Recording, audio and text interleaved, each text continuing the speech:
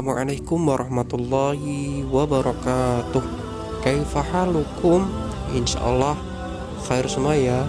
Nah, pada pagi hari ini pelajaran kita adalah sirah nabawiyah yang bermateri dakwah Nabi Muhammad Sallallahu Alaihi Wasallam. Anak-anak soleh ketika bertahanus atau menyendiri di Gua Hiro, Rasulullah Shallallahu Alaihi Wasallam mendapatkan wahyu pertamanya. Dalam suasana perasaan takut dan berat, Rasulullah Shallallahu Alaihi Wasallam kembali ke rumah dan meminta diselimuti oleh istri beliau Ummul Mukminin Khadijah. Sejak saat itu wahyu dan perintah Allah turun secara bertahap. Rasulullah mulai berdakwah sesuai dengan petunjuk Allah. Tahapan berdakwah Rasulullah ketika berada di Makkah ada beberapa cara. Di antara tahapan berdakwah beliau adalah yang pertama, dakwah secara sembunyi-sembunyi atau syiriah. Yang kedua adalah dakwah secara terang-terangan. Yang ketiga, dakwah di luar daerah Mekah. Wahyu nubuwah turun kepada Rasulullah Shallallahu Alaihi Wasallam. Anak-anak soleh, pada saat usia Rasulullah mencapai 40 tahun, beliau sering menyendiri ke Gua Hiro di Jabal Nur. Gua Hiro terletak kurang lebih 2 km dari kota Makkah. Rasulullah Shallallahu Alaihi Wasallam bertahanus atau menyendiri untuk merenung, bertafakur tentang keagungan Allah Ta'ala dan alam semesta. Rasulullah Shallallahu Alaihi Wasallam juga merenungkan tentang keadaan kaumnya yang banyak menyembah berhala dan perbuatan syirik maupun perbuatan tahayul, bid'ah, khurafat, sehingga beliau menyendiri karena belum mengetahui apa yang harus dilakukannya. Pada usia mulai nampak tanda-tanda kenabian pada kehidupan beliau.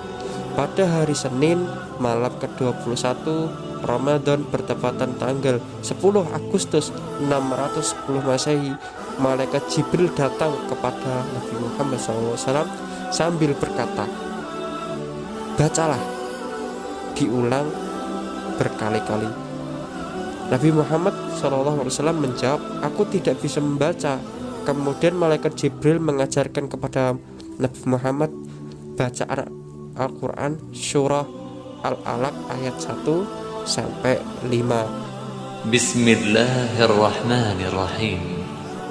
اقرأ باسم ربك الذي خلق خلق الإنسان من علق اقرأ وربك الأكرم الذي علم بالقلم علم الإنسان ما لم يعلم. Yang artinya, bacalah wahai Muhammad dengan menyebut nama Rabbmu yang menciptakan. Dia telah menciptakan manusia dari segumpal darah. Bacalah, dan Rabbmu yang maha pemurah, yang mengajar manusia dengan perantara kalam. Dia mengajarkan manusia apa yang tidak diketahuinya. Anak-anak soleh, Nabi Muhammad dengan suasana hati bergetar mengulangi bacaan itu. Kemudian dengan perasaan takut dan gemetar seluruh tubuhnya, beliau pulang menemui istrinya Ummul Mukminin Khadijah binti Khuwailid. Seraya berkata, "Zamiluni, zamiluni," yang artinya selimuti aku, selimuti aku. Maka beliau diselimuti sehingga tidak lagi merasa menggigil. Beliau bertanya, "Apa yang terjadi kepadamu?" "Aku khawatir terhadap keadaan diriku sendiri." Kemudian Khadijah menenangkan Rasulullah, "Tidak, demi Allah, Allah tidak akan menghinakanmu selamanya, karena engkau suka menyambung silaturahmi, suka menolong orang, memberi makan fakir miskin, menjamu tamu, dan menolong orang yang menegakkan kebenaran." Selanjutnya Khadijah membawa Nabi Muhammad menemui anak pamannya yang bernama Waraqah bin Naufal bin Asad bin Abdul Uzza. Waraqah memberitahu Khadijah bahwa Muhammad mendapatkan wahyu dari Allah, diangkat sebagai Nabi dan Rasul terakhir. Mendengar penjelasan Waraqah, hati Nabi Muhammad dan Khadijah menjadi tenang. Kemudian Waraqah melanjutkan penjelasannya. Apa yang pernah engkau lihat ini adalah namus atau wahyu yang diturunkan kepada Musa. Andai kata aku masih muda pada masa itu, tentu aku akan membantumu secara sungguh-sungguh. Tidak seorang pun yang diangkat sebagai seorang nabi melainkan dimusuhi, diusir oleh kebanyakan orang. Dengan turunnya wahyu pertama Quran surat Al-Alaq ayat 1-5 tersebut, Allah menetapkan Nabi Muhammad sebagai nabi dan rasul. Anak-anak soleh, beberapa waktu wahyu berhenti turun.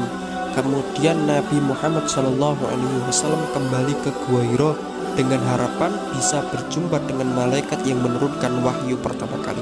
Akan tetapi malaikat itu tak kunjung datang. Namun ketika beliau berangkat pulang, Nabi melihat malaikat Jibril dalam bentuk asli sedang berada di antara langit dan bumi, sehingga Nabi bergegas pulang karena ketakutan dan meminta untuk diselimuti.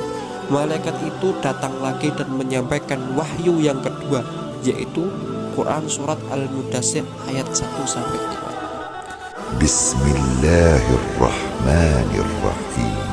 يا أيها المدثر قم فأنذر وربك فكبر وثيابك فطهر والرجز فاهجر.